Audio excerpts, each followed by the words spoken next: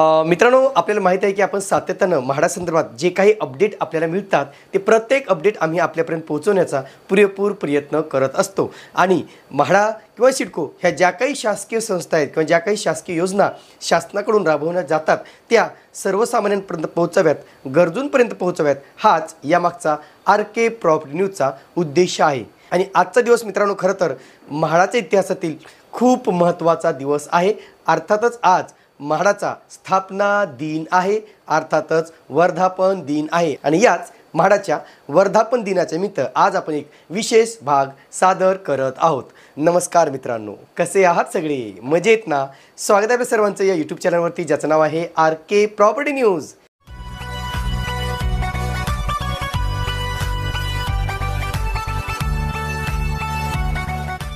तर मित्रांनो, म्हाडाची जी काही स्थापना झालेली आहे, म्हाडाची स्थापना होण्यापूर्वी आपल्याला इतिहास माहिती असणं आवश्यक आहे। थोडक्यात काय तर ब्रिटिशांच्या काळापासून जो काही हाऊसिंग बोर्ड बनवला गेला होता, बॉम्बे हाऊसिंग बोर्ड, तिथून खरं तर या सगळ्या प्रक्रियेची सुरुवात झाली होती। म्हणजे म्हाडाची स्थापना होण्यापूर्वी मुंबई महामंडळ किंवा विदर्भ महामंडळ किंवा इमारत सुधार महामंडळ, इमारत दुरुस्ती व पुनर्रचना मंडळ असे वेगवेगळे मंडळ होते। या मंडळांना धरून सगळ्यांना एकत्रित करून 5 डिसेंबर 1977 रोजी म्हाडाची स्थापना करण्यात आलेली आहे।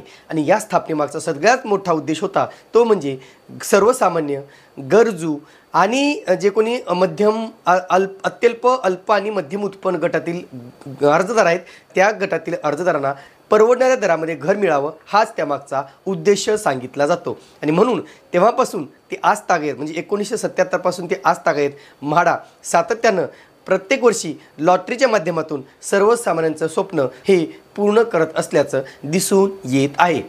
खरं तर मित्रांनो, काही वर्षापूर्वी आपण जर मागे गेलो तर साधारणतः सांगतो सन 2077-78च्या नंतरच्या काळामध्ये किंवा 2000च्या आसपास जेव्हा म्हाडाची ज्यावेळेस घरं बांधली जात होती त्यावेळेस म्हाडाकडे एक निगेटिव्ह दृष्टीने पाहिलं जात होतं की म्हाडाची घरे म्हटलं की ते तुच्छ समजलं जात होतं। असं अनेकदा घडताना दिसून येत होतं 2000च्या पूर्वी।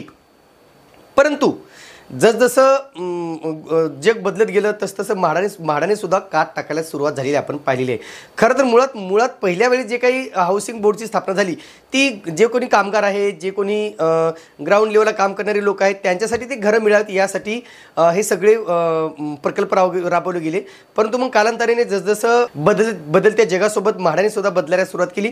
आणि आता आपण पाहतो की म्हाडाचे सुद्धा 24 मजल्याचे उंच असे टावर ऑलरेडी बनलेले आहेत आणि 35 मजल्याचे सुद्धा आता टावर बनायला सुरुवात झालेली आहे, त्याचं काम ऑलरेडी सुरू झालेलं आहे। परंतु आज आपण पाहिलं तर आज अनेक विजेत्यांचं स्वप्न, घराचं स्वप्न पूर्ण झालेलं आहे। आणि म्हणून प्रत्येक जण असं म्हाडाला एक ॲप्रिशिएट करतो, खरंच चांगलं ॲप्रिशिएट करतो। पण तिथेच काही अर्जदारांना मात्र वाईट अनुभव सुद्धा आलेले आहेत। आम्ही असं नाही म्हणत की म्हाडाने जे काही कामं केलीत सगळी चांगलीच केलीत, काही ठिकाणी सुधारणा होणं तितकंच महत्त्वाचं आहे। म्हणजे अनेक ठिकाणी आपण पाहतो की कामाच्या दर्जाबाबत म्हणा किंवा जे काही पोझिशनची प्रक्रिया आहे किंवा जे काही फाईन लावलं जातं किंवा जे अनाठाई जे काही पेनल्टी लावली जाते त्याच्या संदर्भात ते अनेक विजेते नाराज होताना वारंवार दिसत आलेले आहेत। पण तो भाग वेगळा आहे, त्याच्यावरती आपण बोलणारच आहोत। कारण आता विरारचा प्रश्न आहे किंवा जे काही कोकण लॉटरीचा पोझिशनचा प्रश्न आहे, असे वेगवेगळे प्रश्न वेगवेगळ्या मंडळामध्ये प्रलंबित आहेत किंवा त्याच्यावरती सध्या काम सुरू आहे।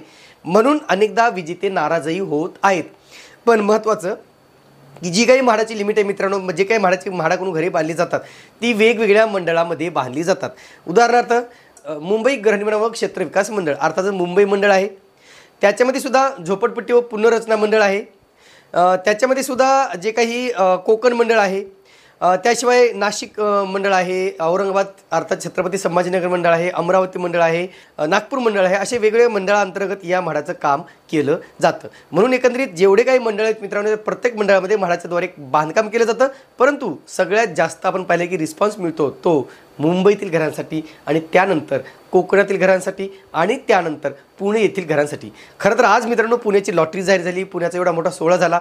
मला आज असं वाटत होतं की म्हाडाचा वर्धापन दिनानिमित्त कुठेतरी जाहिरात येईल, काहीतरी वेगळा प्रोग्राम राबवतील किंवा म्हाडाकडून काही जनजागृती करतील असं मला वाटलं होतं। पण असं होताना मला आज तरी दिसलं नाही। म्हणजे एकंदरीत काय तर खुद्द म्हाडालाच याचा विसर पडला का काय असा एक खूप मोठा प्रश्न या निमित्ताने निर्माण होतो। तसं म्हाडाच्या मुख्य कार्यालयामध्ये याच्यावरती मला वाटतं की कार्यक्रम झाले, पण जे मोठ्या लेवलवरती खरं तर म्हाडाने हे कार्यक्रम करायला पाहिजे ते आज पुण्याची लॉटरी होती तिथे सुद्धा खूप मोठ्या प्रमाणात ह्याचं सेलिब्रेशन व्हायला पाहिजे होतं, पण असं तरी मला सेलिब्रेशन वगैरे काही दिसलं नाही. पण नक्कीच अशा ठिकाणी एक खूप चांगली संधी असते लोकांपर्यंत पोहोचवण्याची, आपल्या योजना लोकांपर्यंत राबवण्याची. ही खूप चांगली संधी म्हाडाला मिळत असते.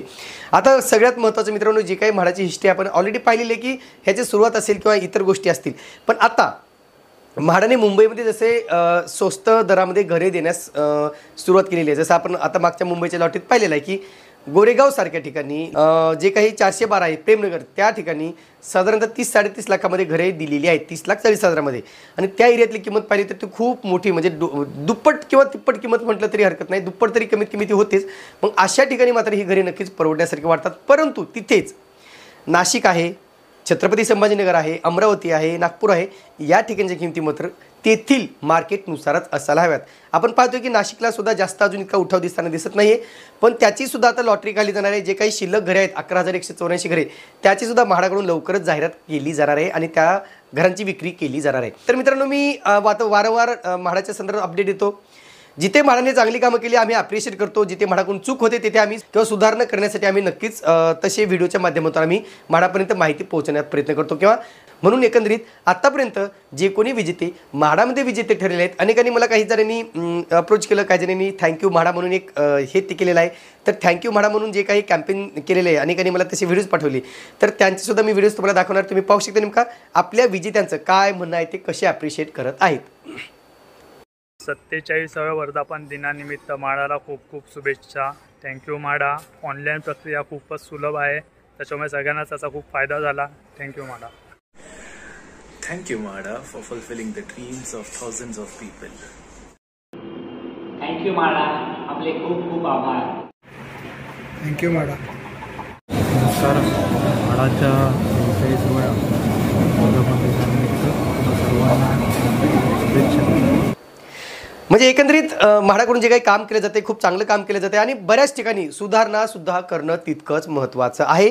आणि त्या सुधारणाकडे जर म्हाडाने कानाडोळा केला तर येत्या काळामध्ये म्हाडाकडे अर्ज करण्याची संख्या ही कमीही होऊ शकते. आणि म्हणून कुठेतरी जसं मुंबई मंडळाने काम केलेलं आहे, मुंबई मंडळाचं खरं तर खूपच अभिनंदन करायला पाहिजे.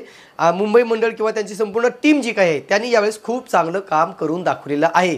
अनेकदा खूप इश्यू होतात म्हाडाकडून, किंवा जे काही मॅनपॉवर कमी असेल किंवा कर्मचाऱ्याची कमतरता असेल, शेवटी शासकीय संस्था आहे मित्रांनो, अप्स अँड डाऊन असतातच, काही कमतरता असतातच. परंतु नक्कीच जे काही काम मुंबई मंडळाकडून केलं जातं आहे तसंच काम इतर मंडळांनी सुद्धा आजमावणं अतिशय आवश्यक आहे, किंबहुना ती काळाची गरज आहे. तर थोडक्यात काय मित्रांनो, जे काही काम मुंबई मंडळाने मागच्या लॉटरीत करून दाखवलेलं आहे, जी काही प्रक्रिया त्यांनी राबवलेली आहे, ऑनलाईन प्रक्रिया म्हणा किंवा डॉक्युमेंटेशन म्हणा किंवा पोझिशनची प्रक्रिया म्हणा, ती साधारणतः 3 महिन्याच्या आत त्यांनी ती संपूर्ण प्रक्रिया पूर्ण करून विजेत्यांना त्यांच्या हातामध्ये चाबी दिलेली आहे.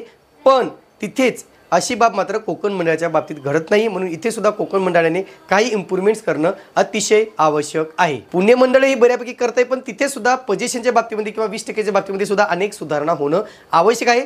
जे काही ज्या ठिकाणी न्यायालयीन इश्यू आहेत अशा ठिकाणी सुद्धा म्हाडाने लक्ष घालून तेथील इश्यू कसा सॉल्व्ह होईल आणि कसे अर्जदारांना किंवा विजेत्यांना घरे मिळतील याकडे लक्ष देणं तितकंच महत्त्वाचं आहे.